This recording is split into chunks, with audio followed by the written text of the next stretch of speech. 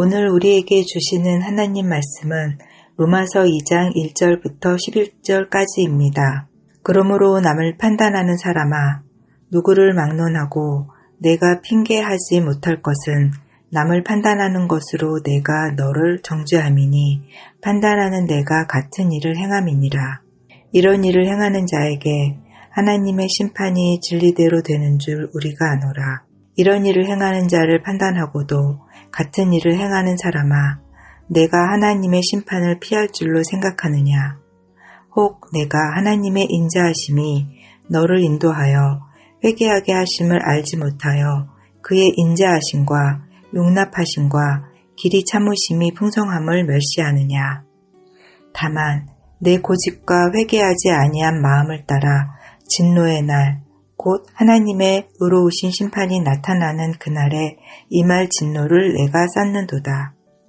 하나님께서 각 사람에게 그 행한 대로 보응하시되 참고 선을 행하여 영광과 존귀와 썩지 아니함을 구하는 자에게는 영생으로 하시고, 오직 당을 지어 진리를 따르지 아니하고 불의를 따르는 자에게는 진노와 분노로 하시리라.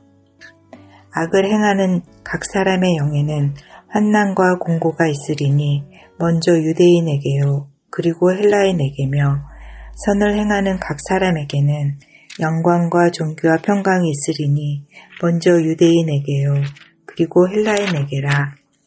이는 하나님께서 외모로 사람을 취하지 아니하심이라. 아멘.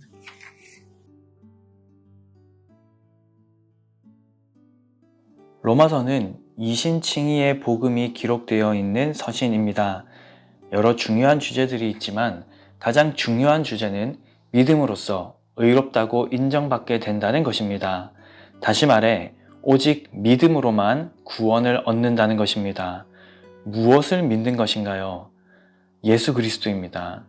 예수 그리스도께서 우리의 죄를 대속하기 위해 십자가에서 죽으시고 부활하셨다는 사실을 믿는 것이죠. 이 사실을 믿기 위해서는 한 가지 전제에 동의해야 합니다. 그것은 바로 우리가 죄인이라는 사실입니다. 사람들은 자신이 죄인이라는 것을 받아들이기 싫어합니다. 나의 약점, 나의 치부, 나의 부족함을 들추어내는 것을 싫어하는 것이 죄인의 본성입니다. 그래서 처음 범죄한 아담은 자신의 죄를 하와에게 뒤집어 씌웠고, 하와는 뱀에게 뒤집어 씌웠습니다. 그리고 책임 전가의 궁극적인 대상으로 하나님을 지목하였죠. 하나님이 주신 저 하와가, 하나님이 만드신 저 뱀이 자신들을 꼬드겼다고 말하였습니다. 자신은 잘못이 없다, 혹은 저 사람의 잘못이 더 크다라고 말하고 싶은 겁니다. 사람들은 자신이 죄인이라는 사실을 인정하고 싶어 하지 않습니다. 오늘 본문의 유대인들이 딱 그렇습니다. 유대인들은 자신들을 죄인이라고 생각하지 않았습니다. 의인이라고 생각했죠. 자신들은 아브라함의 자손들이고 율법을 가지고 있으며 할례를 행한 구별된 백성이라고 자부하였습니다. 그래서 자신들을 죄인이라 생각하지 않았습니다. 나는 죄인입니다가 아니라 저 사람이 죄인입니다 라고 말하고 있는 것이죠. 할례와 혈통을 자랑하나 율법대로 살지 않았던 그들이 그릇된 특권의식에 집착하고 있는 모습입니다. 여러분, 유대인들만 그럴까요? 아닙니다. 우리도 그렇습니다.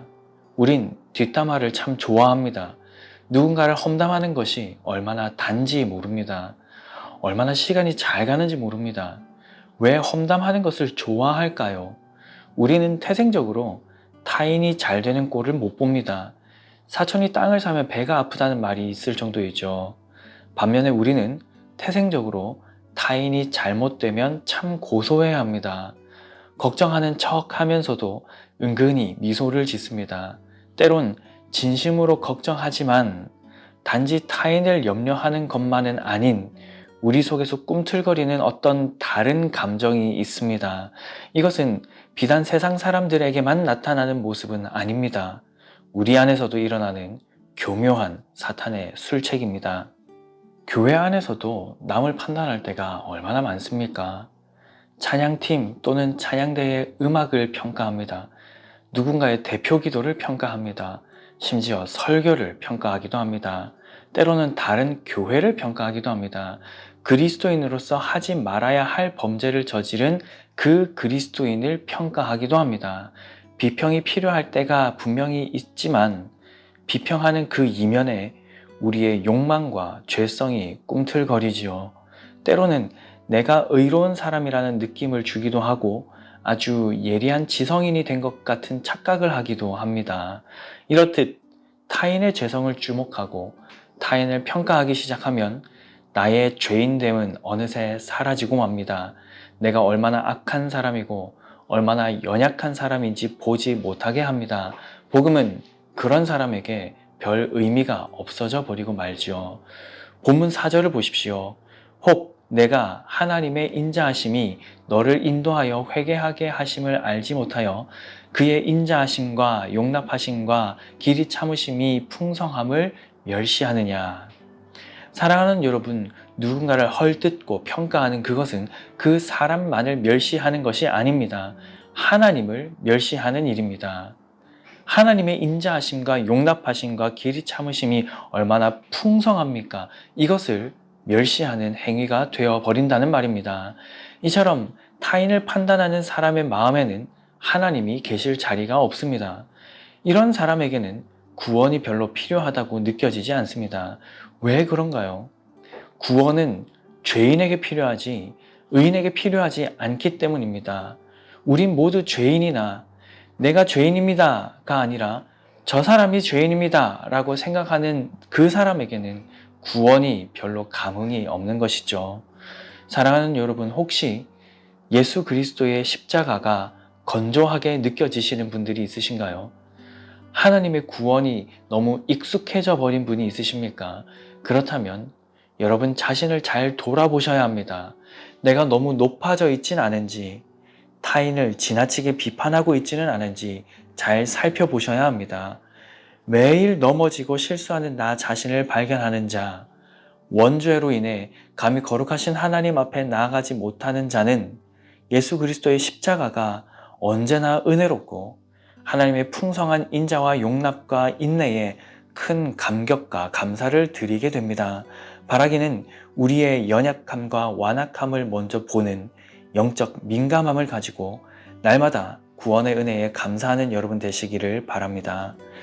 유대인들에게는 또 다른 문제가 있었는데 그것은 바로 자랑하는 것입니다.